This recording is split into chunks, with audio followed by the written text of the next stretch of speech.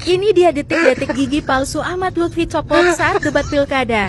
Pertanyaannya begini Gus, saya ini jalan-jalan kampanye ke 35 kota kabupaten. Ada kemudian nemu problem pendidikan, ternyata ada pelarangan studi tour maupun wisuda untuk anak SMA SMK. Nah, kalau menurut pandangan Gus Yassin gimana ke depan? Terima kasih. Ingin ditambahkan Bapak? Nah, kalau menurut pandangan Gus Yassin gimana ke depan? Terima kasih. Nah, kalau menurut pandangan Gus Yassin gimana ke depan? Terima kasih.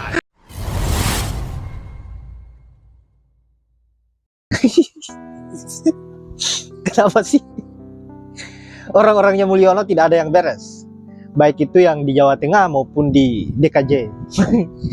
Ya Allah, yang di DKJ sukanya membahas mengenai janda dan bahkan merendahkan status janda. Yang di Jawa Tengah lebih parah lagi, selain giginya copot, dia mengaku belajar banyak dari Jenderal Gen. Padahal netizen menilai bahwa Pak Lutfi ini gayanya sama persis dengan Sambo. Makanya warga di Jateng selalu menyuarakan Rambo PS Sambo. Aduh. Nah, sahabat-sahabat, untuk itu tanpa berlama-lama, tanpa banyak basa-basi, langsung saja kita lanjut ke videonya seperti apa dan bagaimana komentar-komentar lucu netizen terkait dengan apa yang menjadi kekonyolan Pak Lutfi jagoan Pak Mul. Langsung saja ke videonya.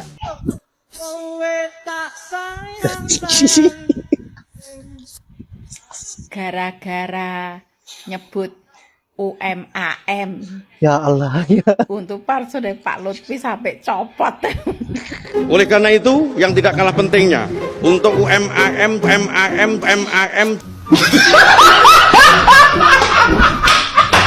Cukup ya rekan-rekan media. Oke, cukup mungkin Pak Ganjar.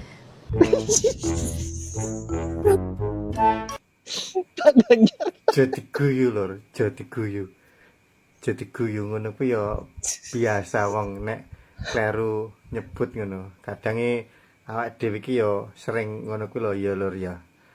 Ketoke sapa ning asline sapa nek mungkin rambutnya sing padha putih.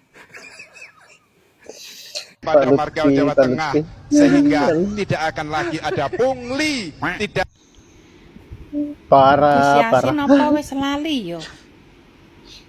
Waktu dadi wakile Pak Ganjar,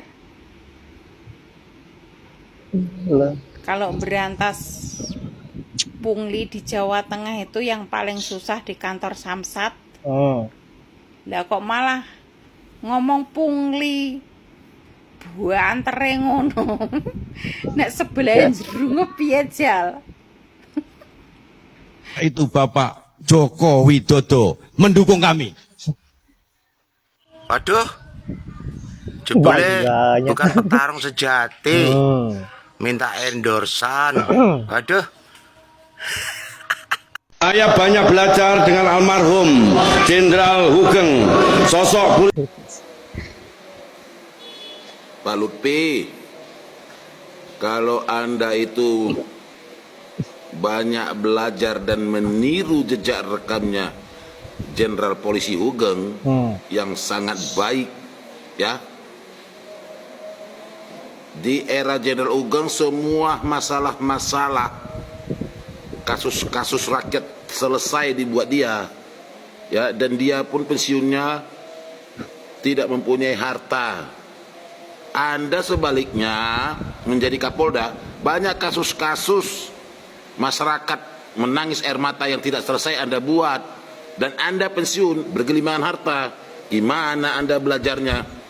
Ya, ayo dong, cerdas dong Pak Lutfi, mundur aja deh jadi Gubernur Jawa Tengah. Terima kasih. Di debat terakhir Pilgub Jawa Tengah kemarin, ternyata ada satu pernyataan dari Lutfi yang menurut saya ini lucu sekali. Karena tiba-tiba Lutfi bilang bahwa sebagai polisi dirinya belajar banyak dari Jenderal Hugeng, bukan Sambo. Kok bisa gitu? Dia kepikiran narasi yang seperti ini.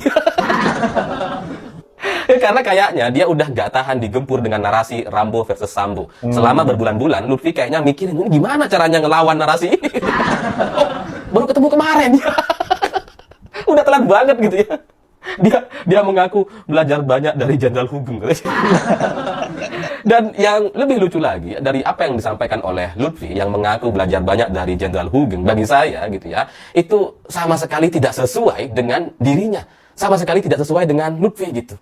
Ya ibarat kita mengaku belajar masak dengan chef terkenal di Indonesia, tapi masak air aja gosong. Sama kayak gitu. Dan itu bisa kebaca kekhawatiran Lutfi dari pernyataan selanjutnya, karena Lutfi bilang ketika dia mendeskripsikan atau menjelaskan soal Jenderal Hugeng sebagai beliau adalah sosok polisi asal Jawa Tengah yang jujur, dekat dengan rakyat dan teguh memegang prinsip kebenaran, katanya gitu ya. Ini semua adalah pernyataan dari kalimat yang benar dari Lutfi. Tapi dari pernyataan ini nampaknya ada satu kekhawatiran. Lutfi itu khawatir untuk kemudian menyebut Jenderal Hugeng sebagai jenderal polisi yang sederhana gitu. Dia sengaja nggak sebutin itu. Padahal Jenderal Hugeng itu sangat identik dan terkenal sekali dengan kesederhanaannya. Semua orang tahu itu.